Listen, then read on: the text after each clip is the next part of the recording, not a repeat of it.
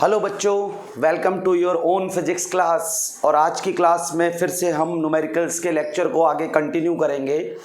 और अभी तक अगर आपने मेरा चैनल सब्सक्राइब नहीं किया तो प्लीज़ इसको सब्सक्राइब कर लीजिए, बेल आइकन दबा दीजिए ताकि आपको रेगुलर अपडेट्स मिलती रहे मेरे वीडियो लेक्चर्स की।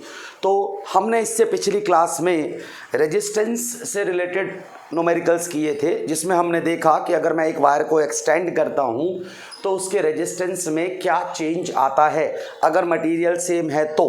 अब हम उसी टॉपिक को आगे फर्दर कंटिन्यू करते हैं और कुछ डिफरेंट टाइप के क्वेश्चंस देखते हैं। जैसे इन्हीं में से एक क्वेश्चन देखें आप। वो क्वेश्चन क्या कहता है? वो क्वेश्चन कहता है a cylindrical wire is stretched to increase its length by 10%. Calculate the percentage increase in resistance. अब देखो ये क्वेश्चन है। इससे पिछले टाइप के जो क्वेश्चंस थे उसमें हमने क्या पढ़ा था कि लेंथ को ट्वाइस कर दिया या एरिया को हाफ कर दिया, कुछ इस टाइप के क्वेश्चंस थे। इस बार हमने लेंथ में परसेंटेज चेंज किया है। तो इस टाइप के क्वेश्चंस को करने के लिए दो अलग अलग मेथड्स होते हैं। आप दोनों में से कोई भी मेथड कर सकते हो, और भी कई मेथड्स होते हैं। मैं यहाँ पर दो डिफरेंट मेथड्स को डिस्कस करूँगा। समझना आप क्या कहता है ये मेथड। ये कहता है मान लो आपके पास एक वायर थी, तो ये वायर में मान लो कोई इनिशियल लेंथ थी और ये एरिया ऑफ क्रॉस सेक्शन है। ये आपको क्या कहता है कि इसकी लेंथ में 10% का हमने क्या किया है, इंक्रीमेंट। अगर मैं इनिशियल लेंथ को L मानूं और इनिशियल एरिया को A मानूं तो नई लेंथ जो मेरे पास आएगी वो L प्लस L का 10%, ये नई लेंथ आ जाएगी। तो अगर मैं चाहूं तो ये L प्लस 0.1 L या इक्वल टू 1.1 L, ये मेरे पास एक नई लेंथ आ गई इंक्रीमेंट के बाद। नया एरिया A2 मुझे पता नहीं, पर हम जानते हैं कि अगर वही वायर है, मैंने उसी वायर को खींचा है, तो रेजिस्टिविटी में चेंज नहीं आने वाला है। अगर लेंथ में इंक्रीमेंट आएगा तो एरिया डिक्रीज होगी, क्योंकि तार पतली होगी अगर आप तार को लंबा करेंगे तो देखें जो रेजिस्टेंस होता है उसका फॉर्मूला होता है रो L बाय A। तो अगर मैं इनिशियल रेजिस्टेंस की बात करूं वो R है, वो रो L बाय A ही होगा। इनिशियल रेजिस्टेंस को मैं अभी R मान रहा हूं, तो इनिशियल रेजिस्टेंस आपका R ही रहेगा, रो L बाय A। अब आप देखें आपका वॉल्यूम क्या है। वॉल्यूम आपका कांस्टेंट है, वॉल्यूम कांस्टेंट है, यानी कि एरिया इनटू लेंथ कांस्टेंट है। और इससे आप क्या बोलोगे कि A1 L1 equal to A2 L2, यानी initial volume equal to final volume. तो यहां पर A1 बाई A2 इक्वल होगा, इस A2 को नीचे लाया, L2 बाई L1। ये एक इक्वेशन आ गई आपके पास। तो आपका जो नया रेजिस्टेंस है R2 वो क्या आएगा, रो L2 बाय A2, ये नया रेजिस्टेंस आ गया। अब अगर मुझे रेजिस्टेंस निकालना है नया वाला तो मुझे L2 और A2 की वैल्यू चाहिए। क्लियर? तो मैं क्या करता हूं, R2 by R1 equal to rho L2 by A2 divided by rho L1 by A1। ये रो और रो कैंसिल आउट, यहां बचेगा L2 बाय L1, ये A1 ऊपर चला जाएगा और ये A2 नीचे आ जाएगा। तो ये आपके नए रेजिस्टेंस और पुराने रेजिस्टेंस का रेशो आ गया और आपके पास एक रिलेशन ये है। This is the relation A1 by A2 equal to L2 by L1। ये रिलेशन मैं यहां पर पुट करूंगा तो क्या होगा देखें, जो R2 बाई R1 है मेरे पास, that will become L2 by L1 dot L2 by L1, यानी L2 बाई L1 का होल स्क्वायर। तो माई R2 is L2 by L1 का होल स्क्वायर इनटू में R2। और अब मुझे परसेंटेज चेंज चाहिए तो परसेंटेज चेंज के लिए मैं क्या करूंगा, R2 minus R1 divided by L2 minus L1। Sorry, percentage change के लिए क्या करूंगा मैं, R2 माइनस R1 मतलब final resistance minus initial resistance divided by initial resistance into 100। Clear? अब आप देखें यहां पर आपका R2 बाय R1 ये वैल्यू आ गई। R2 देखो, R2 की वैल्यू L2 बाय L1 का whole square into R1 minus R1 by R1 into 100। ये क्या आया, यहां पर R1 कॉमन ले रहा हूं मैं, L2 by L1 whole square -1 by R1 into में 100। ये कैंसिल आउट। अब आप देखें यहां पर आपका L2 ये रहा, L2 और L1 के बीच में रिलेशन क्या है, क्योंकि L1 जो है वो L के बराबर है। यहां से देखें तो अगर आप बोलें तो आपका L2 by L1 1.1 L, L2 की जगह 1.1 L डालोगे, L1 की जगह L डालोगे तो कितना आएगा 1.1। तो आप सिंपली यहां पर 1.1 का स्क्वायर डालो -1 इंटू 100।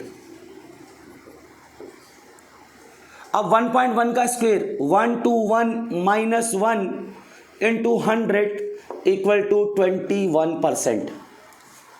एक तो ये तरीका है, आप इस तरह से नया रेजिस्टेंस कैलकुलेट कर सकते हैं अगर परसेंटेज चेंज गिवन हो तो। स्क्रीन को पॉज करें, इस मेथड को राइट डाउन कर लें और किसी भी तरह के डाउट के लिए कमेंट जरूर करें। कमेंट में आपके डाउट्स का आंसर दिया जाएगा। दूसरा मेथड देखते हैं इसी क्वेश्चन में, इसी क्वेश्चन का मेथड नंबर 2। सेम क्वेश्चन को हम एक दूसरे मेथड से भी कर सकते हैं जो बिल्कुल सिमिलर वैसा है, थोड़ा सा न्यूमेरिकल पार्ट आ जाता है तो वो थोड़ा आसान लगता है। देखिए दूसरे में क्या है, दूसरे तरीके से आप कैसे कर सकते हो। आपको पता है कि रेजिस्टेंस का फॉर्मूला रो L बाई ए होता है। अगर आपका इनिशियल लेंथ L है और initial area of cross section A है तो अब क्वेश्चन कहता है कि आपने लेंथ को 10% इंक्रीज कर दिया है, तो नया length original length plus original का 10%। यहां आप इसको कैंसिल मत करो, 100 एलसीएम ले लो, यहां 100L हो जाएगा plus 10L, it will become 110L by 100। ये नई लेंथ आ गई। आपको पता है वॉल्यूम कांस्टेंट है, तो A1 V1 equal to A2 V2। इसमें आप वैल्यू पुट करो। इनिशियल एरिया A था, इनिशियल लेंथ L थी, न्यू एरिया A2 है, इनिशियल लेंथ L2 मतलब न्यू लेंथ L2 है, न्यू एरिया A2 है। क्लियर? पर जो आपकी न्यू लेंथ है वो उसकी वैल्यू ये है, तो मैं क्या कर रहा हूं, सिंपल A1L A2 यहाँ पर 110/100L डाल रहा हूँ और इससे इसको कैंसिल आउट कर देता हूँ, तो मेरे A2 की वैल्यू क्या आ जाएगी, इट विल बी 100/110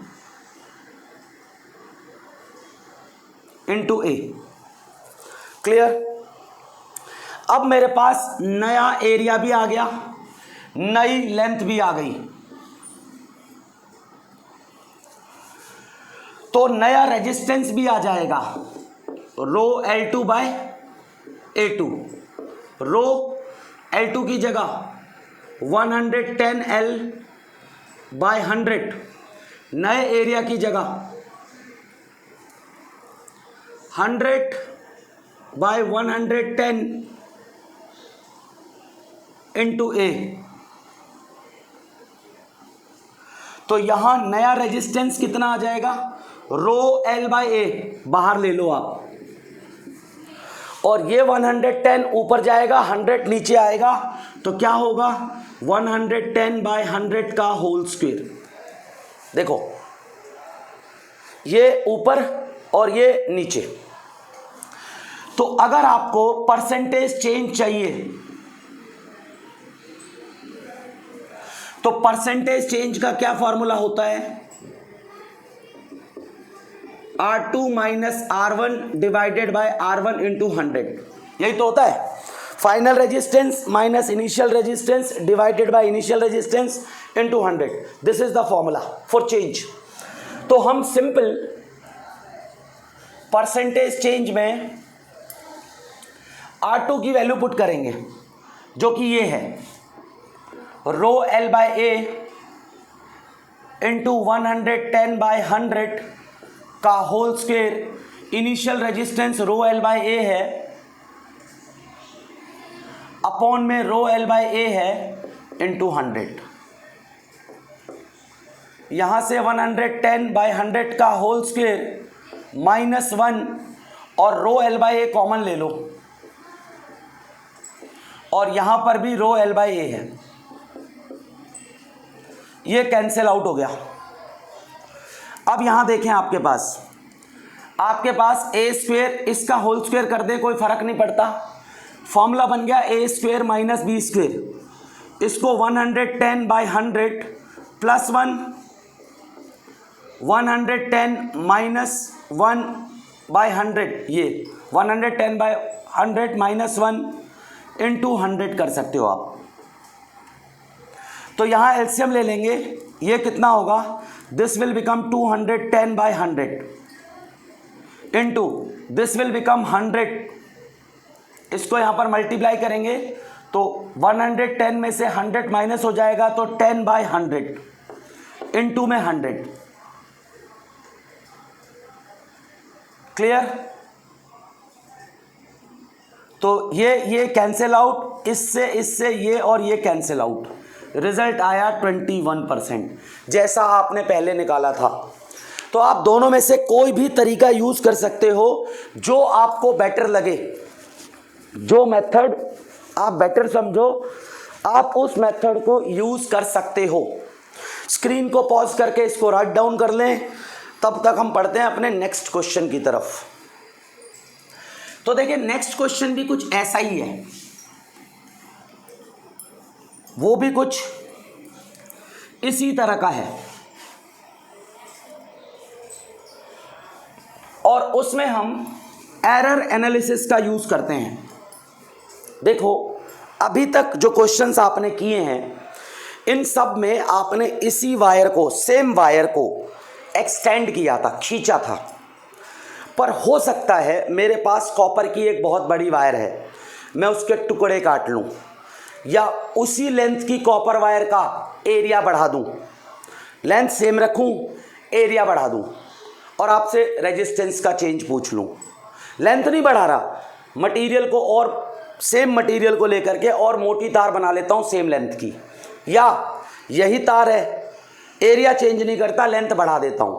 पिछले क्वेश्चंस में हमने क्या किया था, पिछले क्वेश्चंस में हमने गिवन वायर को खींच करके बड़ा किया था।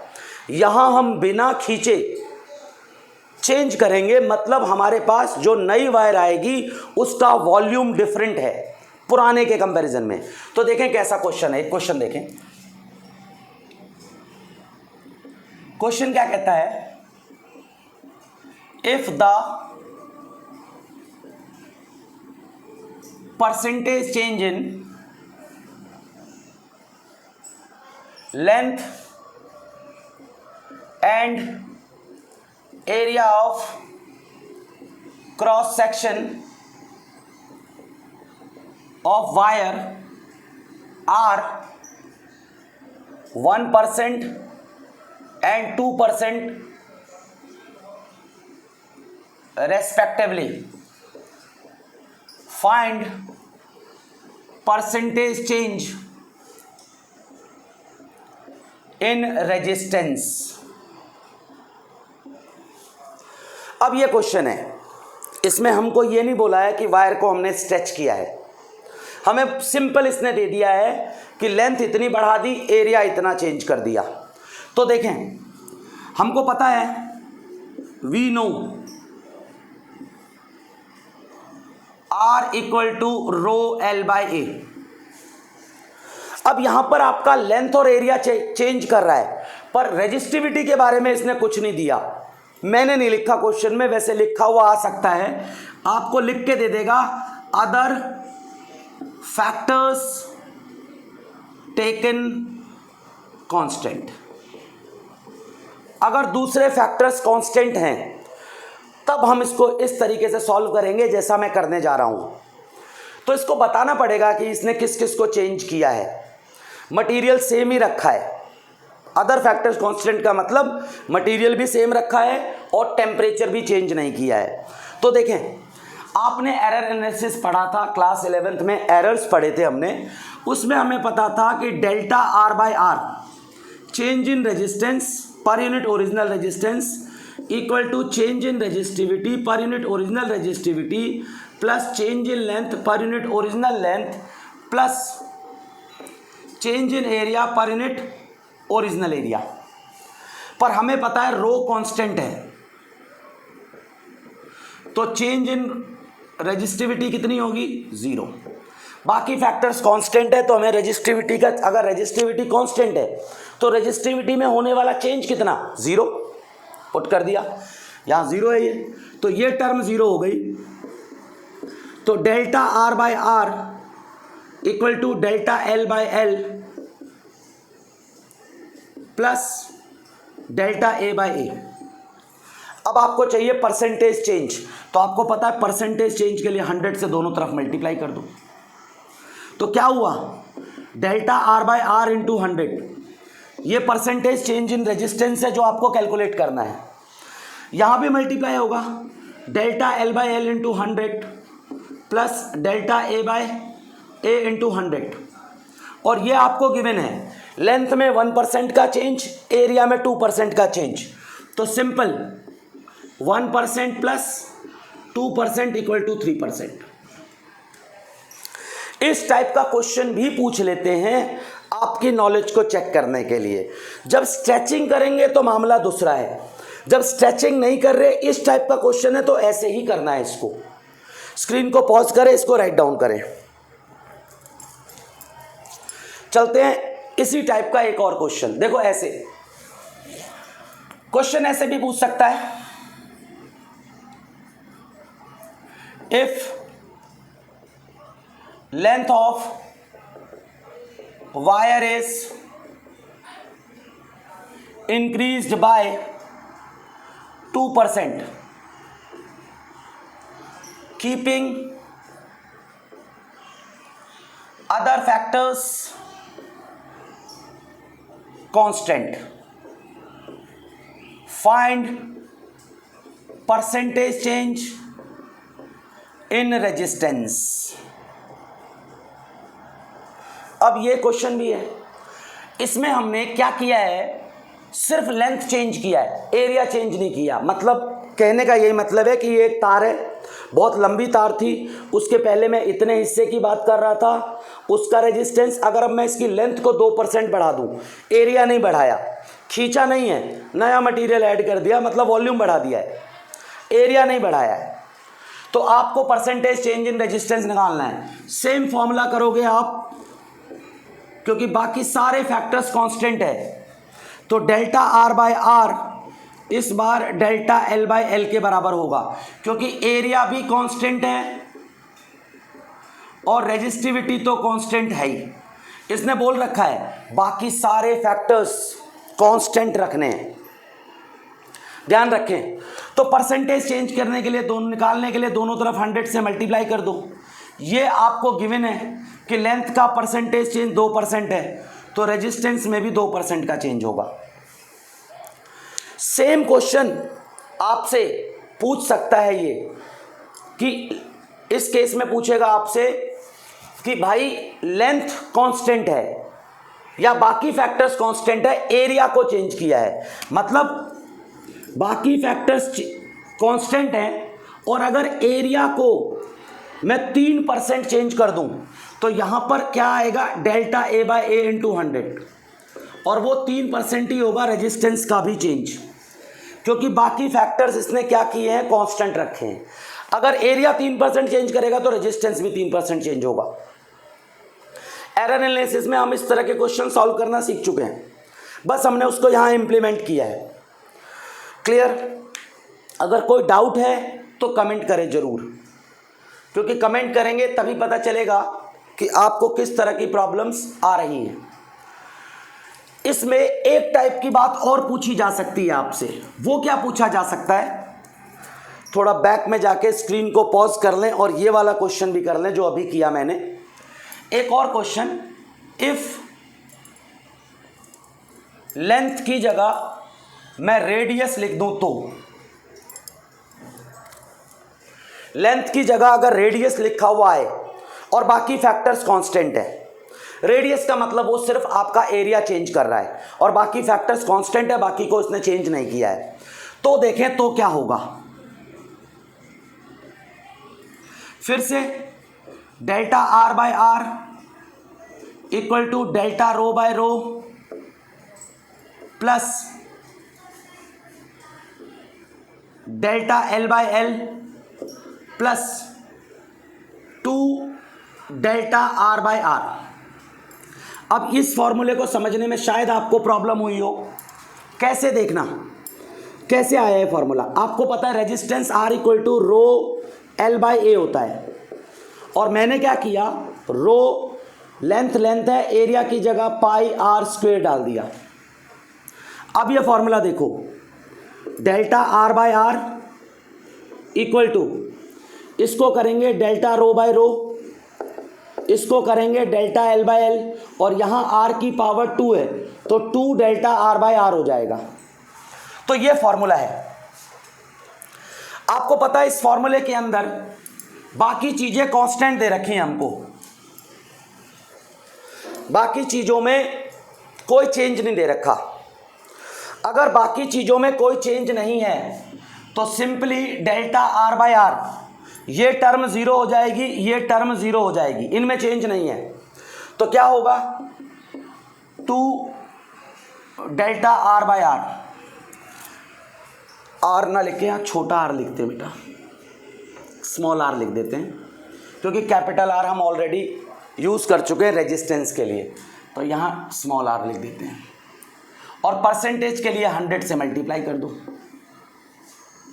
तो percentage change in resistance 2 into percentage change in radius, वो 2% था, तो कितना चेंज आया, 4%।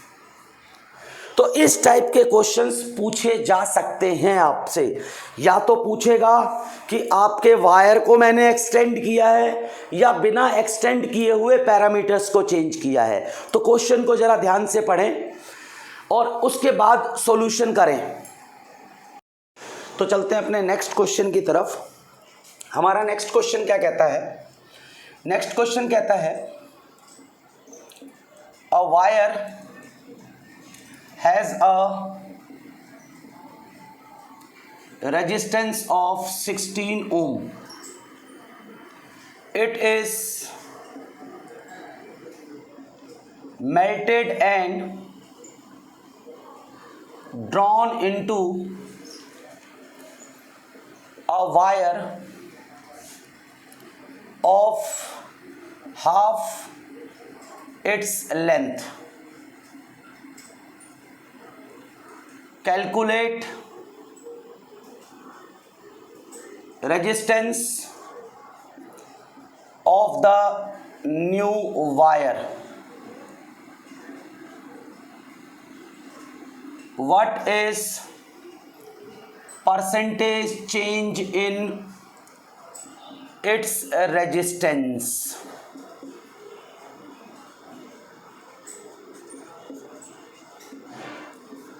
इस टाइप के बहुत क्वेश्चन कर चुके हो आप। स्क्रीन को पॉज करें और खुद ट्राई करें, तब तक मैं भी ट्राई करता हूं, उसके बाद आप देख सकते हैं इसको। देखें, आपके पास कोई वायर है और आपको पता है वायर के रेजिस्टेंस का फॉर्मूला रो एल बाई ए होता है। अगर इनिशियल लेंथ को मैं एल मान लूँ, इनिशियल एरिया को मैं ए मान लूँ, तो मेरे रेजिस्टेंस का फॉर्मूला ये होता है। और मुझे इसने ये रेजिस्टेंस दे रखा है कि भैया ये 16 ओम है, तो मैं यहाँ 16 लिख देता हूँ। अब मुझे क्या कह रहा है कि इस वायर को मेल्ट कर दिया है हमने और रीड्रॉ कर दिया है, और जो नई लेंथ है ना वो ओरिजिनल लेंथ की हाफ है। तो पक्की बात है, अगर उसी तार को मेल्ट करके छोटा कर दें तो उसकी मोटाई बढ़ जाएगी। आपको पता है वॉल्यूम कांस्टेंट रहने वाला है, मास का लॉस अगर ना हो। उसी वायर को हमने क्या किया है, मेल्ट करके रीड्रॉ कर दिया है। तो आपको पता है वॉल्यूम कांस्टेंट है, यानी A1 L1 equal to A2 L2। पुराना एरिया A था, पुरानी लेंथ L थी, नया एरिया आपको निकालना है, नई लेंथ L/2 है। तो ये कैंसिल आउट, तो इससे आपका नया area twice of original area आ गया और नई लेंथ भी पता चल गई आपके पास। तो नया रेजिस्टेंस क्या होगा, रो L2 by A2। Row L2 की जगह L/2, A2 की जगह 2A, तो रो L/A साइड कर लेते हैं इसको हम, और ये 2 नीचे चला जाएगा, यहाँ 1/4 आ जाएगा। इसकी वैल्यू आपको पता है 16 है, तो 1/4 इंटू 16, 4 ओम। ये आपका नया रेजिस्टेंस आ गया। परसेंटेज चेंज चाहिए आपको, तो R2 minus R1 upon R1 into 100, ये परसेंटेज चेंज है। नया रेजिस्टेंस हम ऐसा करते हैं, R2 minus R1 upon R1 into 100, ये किया हमने। अभी तक हम ऐसा करते आ रहे थे क्योंकि हमारी लेंथ क्या है, बढ़ रही थी, जिससे एरिया क्या हो रहा था, कम हो रहा था। और आपको पता है लेंथ बढ़ेगी, एरिया कम होगा तो रेजिस्टेंस बढ़ेगा। पर इस बार रेजिस्टेंस कम हो गया है, तो परसेंटेज चेंज निकालने के लिए इस बार हम R1 minus R2 by R1 करेंगे, क्योंकि जो नई लेंथ है वो कम है पुरानी से। तो हम नई पुरानी length minus new length divided by old length करेंगे परसेंटेज चेंज के लिए, क्योंकि आप जानते हो डिक्रीज भी हो सकता है, इंक्रीज भी हो सकता है। जब परसेंटेज इंक्रीज निकालना हो तो फाइनल माइनस इनिशियल, क्योंकि इंक्रीमेंट का मतलब है फाइनल ज़्यादा होगा। परसेंटेज डिक्रीज का मतलब इनिशियल ज़्यादा था, फाइनल कम है, तो इनिशियल माइनस फाइनल करेंगे। तो इनिशियल कितना था 16, फाइनल कितना आया 4 अपॉन 16 इंटू 100, तो यहाँ कितना आएगा 12/16 इंटू 100, यहाँ पर 4 आ गया, यहाँ 25, इसको काट देंगे, ये 3 आएगा। 75%, 75% की कमी आ गई नए रेजिस्टेंस में। तो ऐसा भी क्वेश्चन आ सकता है। एक क्वेश्चन और देखते हैं हम।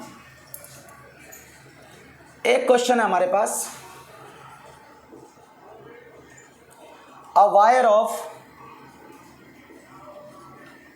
certain radius is stretched। कोई वायर है, उसको खींचा गया है, फिर से वही खींचने वाला question, so that its radius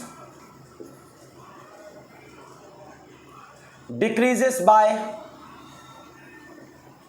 factor n। Calculate new resistance. देखो इस टाइप के क्वेश्चन बहुत आते हैं, इसीलिए मैंने आपको बहुत सारे एक ही टाइप के क्वेश्चन कराए हैं। थोड़े थोड़े चेंजेस हैं, पर हमें थोड़े थोड़े चेंजेस में भी कंफ्यूजन हो जाती है, इसीलिए मैंने सोचा कि हर टाइप के क्वेश्चन को करा दिया जाए। तो देखें इस क्वेश्चन में क्या है, फिर से वही concept, R equal to rho L by A.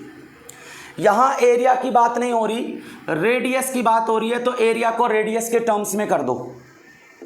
Row L by radius की जगह पाई आर स्क्वेयर।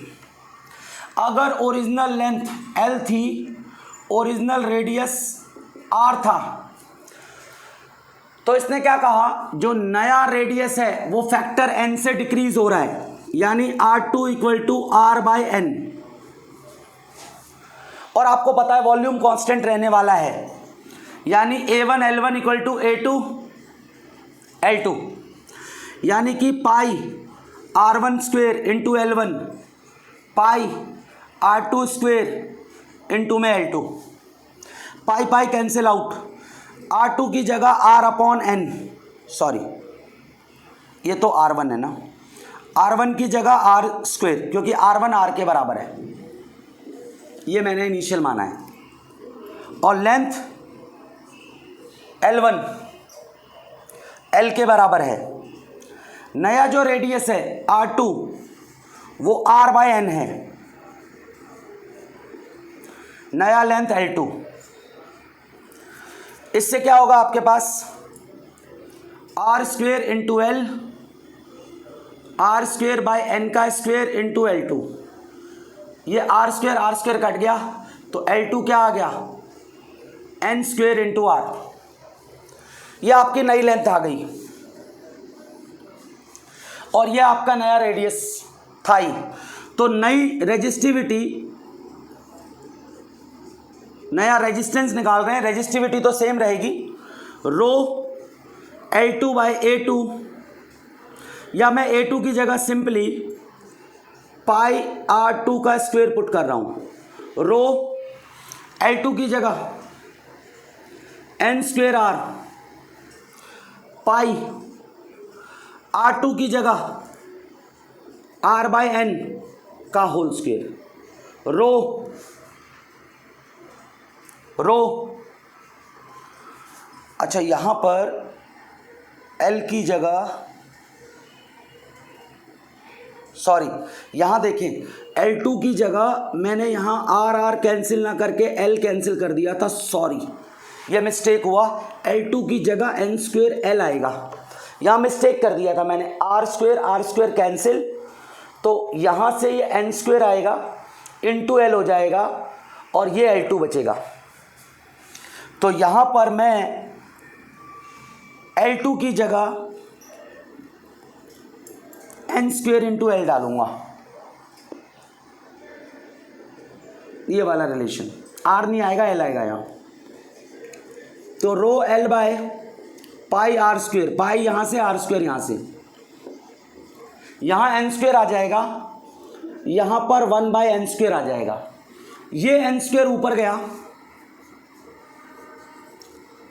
तो rho L by pi R square, यहां एन स्क्वेयर, और इसकी वैल्यू क्या है, R। तो ये आपका नया रेजिस्टेंस आ गया, सॉरी एन स्क्वेयर एन की पावर 4, ये आपका नया रेजिस्टेंस आ गया। यानी कि अगर आप रेडियस को n टाइम्स करते हो कम, तो आपका रेजिस्टेंस n की पावर 4 टाइम्स बढ़ जाएगा। इसको मैथमेटिकली समझें कि अगर मान लो हमारे पास रेडियस हाफ हो जाए, एक वायर है जिसके रेडियस को मैं हाफ कर दूं खींचने के बाद, तो उसका जो रेजिस्टेंस है वो 16 इंटू इनिशियल रेजिस्टेंस हो जाएगा, क्योंकि आपको पता है कि 2 की पावर 4 का मतलब 16 है। अगर रेडियस को 1/3 कर दिया गया तो रेजिस्टेंस 3 की पावर 4 यानी 81 टाइम्स चेंज होने वाला है। क्लियर? तो इस टाइप का क्वेश्चन भी आता है। चलते हैं अपने नेक्स्ट क्वेश्चन की तरफ। तब तक स्क्रीन को पॉज करके इसको राइट डाउन कर लें, स्क्रीनशॉट ले लें आप।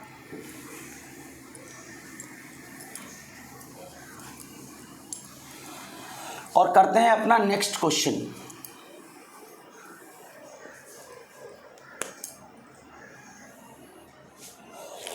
नेक्स्ट क्वेश्चन हमको क्या कहता है?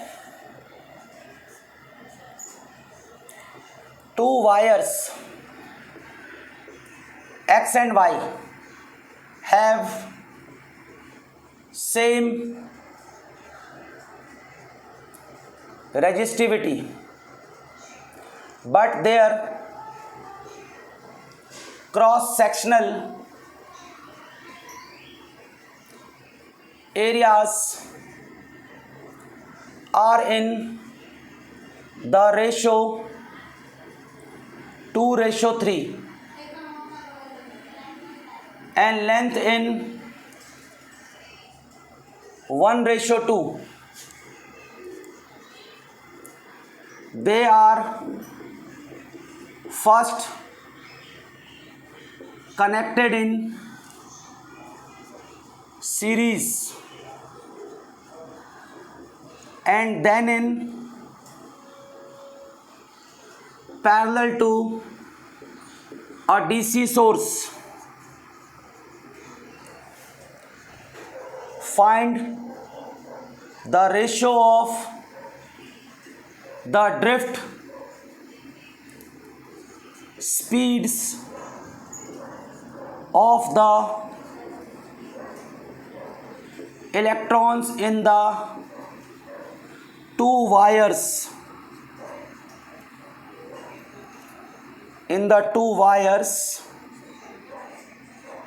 for the 2 cases. कहता है आपके पास 2 वायर्स हैं, 2 तारे हैं जिनका रेडियस और लेंथ अलग अलग है, उनके रेशियो दे रखे हैं आपको, और उनमें आपको पहली वायर और दूसरी वायर उनमें ड्रिफ्ट वेलोसिटी का रेशियो बताना है। तब बताना है जब वो सीरीज में हो, तो 2 वायर, एक वायर ये है और एक वायर ये है, सीरीज में है। अब इस केस में दोनों में ड्रिफ्ट वेलोसिटी का रेशियो क्या होगा और पैरेलल के केस में क्या होगा। तो देखें सॉल्यूशन।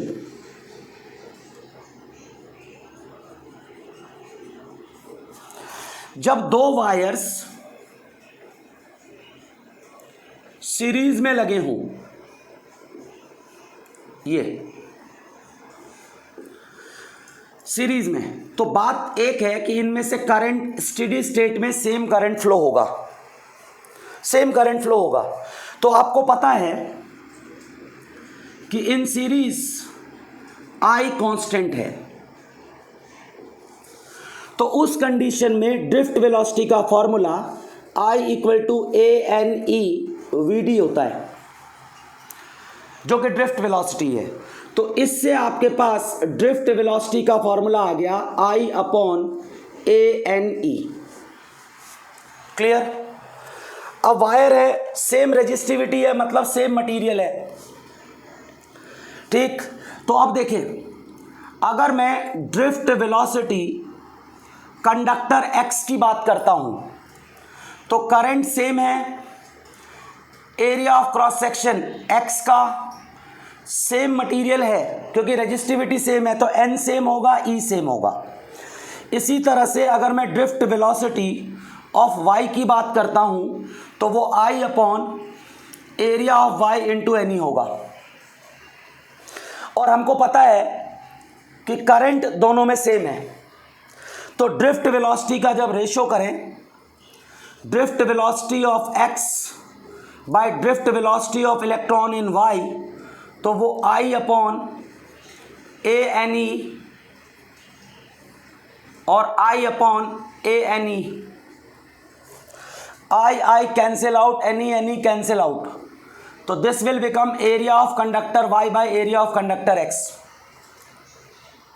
क्लियर। और आपको एक रिलेशन पहले ही दे रखा है, इनके एरिया ऑफ क्रॉस सेक्शन यानी ax बाय ay 2:3 है, और ये भी दे रखा है lx बाय ly, ये क्या दे रखा है आपको, थोड़ा सा यहाँ हौच पौच हो गया, lx बाय ly, ये भी आपको गिवन है 1:2। तो vdx बाय vdy ये कितना हो जाएगा, ax बाय ay 2/3 है, तो ay बाय ax क्या होगा 3/2। तो vdx बाय vdy हमारा 3:2 होगा। क्लियर। अब इसी क्वेश्चन में अगर मेरे पास ये दोनों वायर पैरेलल में हैं, तो क्योंकि स्पेसिफिकेशन सेम है तो रेजिस्टेंस, क्योंकि स्पेसिफिकेशन सेम है नहीं है, लेंथ अलग है, एरिया अलग है, स्पेसिफिकेशन अलग है, रेजिस्टिविटी सेम है, मतलब मटेरियल सेम है, तो ये बात पक्की है कि पैरेलल में करंट सेम नहीं होने वाला, क्योंकि दोनों के रेजिस्टेंसेस अलग अलग हैं। हाँ, पैरेलल में वोल्टेज सेम होता है। और आपको पता है ड्रिफ्ट वेलोसिटी का फॉर्मूला वोल्टेज के साथ कैसे रिलेटेड होता है, Vd equal to small e capital E tau by m, या e V tau by m l. यहाँ V की जगह V वोल्टेज है आपका, आपको पता है E equal to D V by D R होता है, तो इसीलिए मैंने E की जगह V/L लिख दिया। क्लियर। तो जब ड्रिफ्ट वेलोसिटी ऑफ x की बात आएगी तो वो E V tau divided by m length of conductor x, क्योंकि देखें वोल्टेज सेम रहेगी, रिलैक्सेशन टाइम, मास सब कुछ सेम है, क्योंकि मटेरियल का नेचर सेम है। और Vdy वो EV टाउ बाय MLy होगा, तो Vdx बाय Vdy जब आप निकालोगे तो EV tau by MLx EV tau by MLy cancel out हो गया, Ly बाय Lx। तो इनकी ड्रिफ्ट वेलोसिटी का रेशो कुछ ऐसा होगा, और हमको पता है इनकी लेंथ का रेशो क्या दे रखा है 1:2, यानी Lx बाय Ly 1:2 है, तो ये क्या हो जाएगा 2:1। तो इस टाइप के सवाल भी आपसे पूछे जाते हैं। आई होप कि आपको ये समझ में आया होगा। अगर कोई भी डाउट है तो कमेंट जरूर करें, कमेंट करते रहें, क्वेश्चंस पूछते रहें।